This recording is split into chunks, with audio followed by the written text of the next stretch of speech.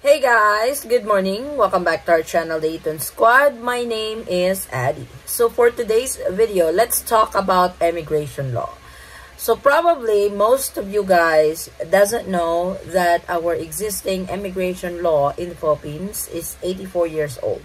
And this is about to change because the proposal is now at the House of Representatives. And according to the committee that they are going to prioritize in passing the remaining bills, which is the new Immigration Modernization Law. Details coming well.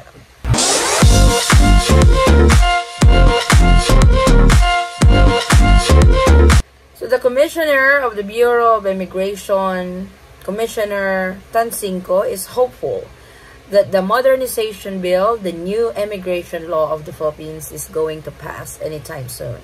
He's actually expecting for this to pass before the State of the Nation address of our President Bongbong Marcos. So what I'm going to discuss with you guys for today's video is the current immigration law of the Philippines that they impose to those visitors coming into the Philippines.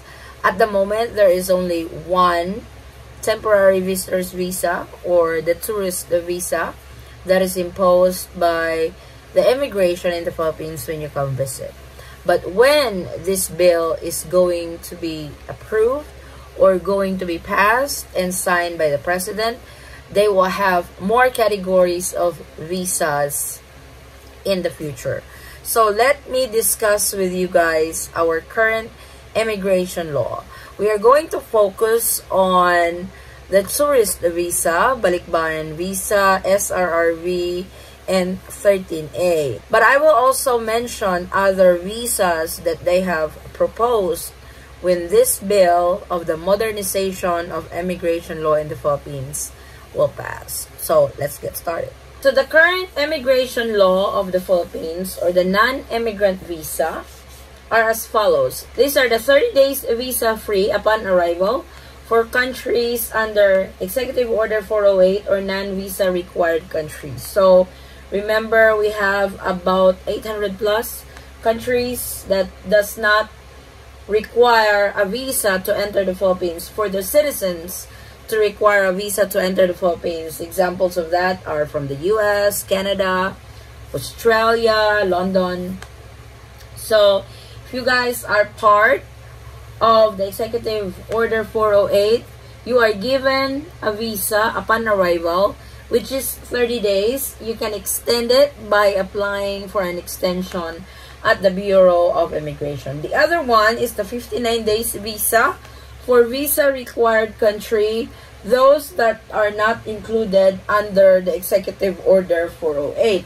So examples of these are India, Pakistan. So citizens from those countries must apply for a visa at the nearest Philippine embassy or Philippine consulate in their area to get approved for a visa to enter the Philippines, and that will be the 59 days visa, or they also call the 9A visa. So that is the current law, current immigration law in the Philippines when it comes to visas. Now the proposed law that the Bureau of Immigration has already working on, it's actually at the House of the Representative. This has passed, I think it's already on third reading, and according to Bureau of Immigration Commissioner Tansingco, that the following news from the House of Representatives, that political parties committed to pass the remaining priority bills, which is, one of them is the modernization of the new immigration law. So the proposal comes into play. This is now the new modernization immigration law of the Philippines when it passed. So I wanted to make a disclaimer that this bill has not been passed. It's been going through process. I think it's on the third reading. I cannot really confirm that it's on third reading, but what I've read before in an article, that it is on the third reading, or it has passed the third reading already. I am not so familiar how the process goes when it gets to the House of Representatives when they are putting a bill into law. So for the proposed law for non-immigrant visa, this is for the new immigration law modernization when it passed. So they have A to O visas. So before, they only have temporary visitors visa or the 9A visa for visitors going to the Philippines. Now they have more. So the first one is the temporary visitors visa. So the temporary visitors visa is the common visa. This is visitors coming to the Philippines for a temporary period for reasons of business, pleasure, or health. But when this law passes, this will be categorized in 3 different visas. That is A1 visa, A2 visa, and A3 visa. So temporary visitors visa is the A visas with 3 more categories, specific categories. The A1 visa, this is the business visa, or the temporary visitors engaged in activities of a commercial or professional nature of a foreign employer or for themselves that will not result in gainful employment in the Philippines.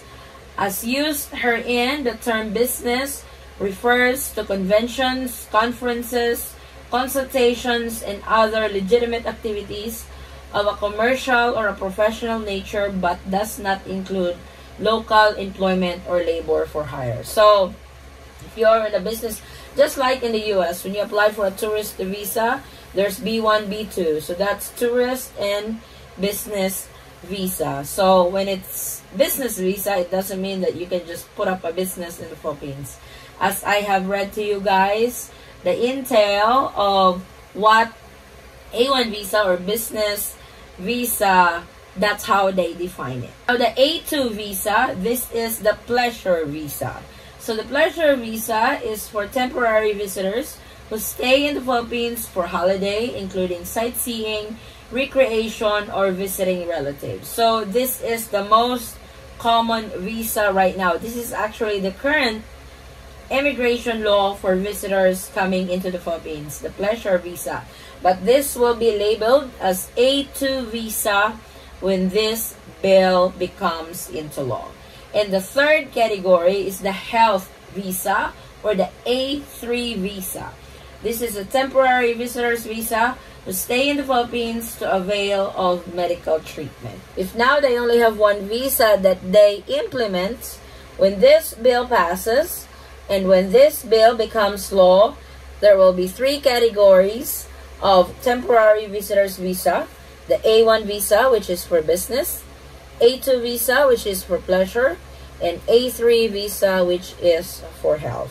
So probably majority of the visitors are going to be the A2 visa. We will get more details on this as soon as this law passes. And the proposed days of stay for these visas are now 59 days. It's not 30 days anymore. So it actually works out good because before or at the moment, they stamp you with 30 days visa when you get into the country as a visitor. But when this bill passes and becomes a law, you guys actually gain 29 more days for the new law.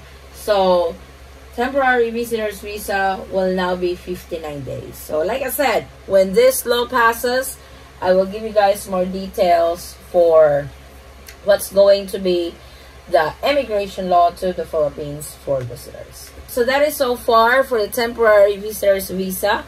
Now the other visas I've mentioned is from A to O. The other visas are transit persons, that's B visa. Crew members, that's C visa. That's probably for airline crew or cruise ships and stuff.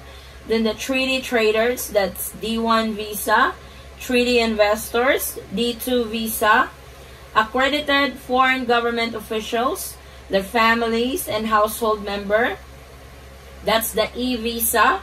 Students visa, that's F visa. Prearranged employment, that's G visa. religious workers, like for example those on a missionary work in the Philippines, that will be H visa.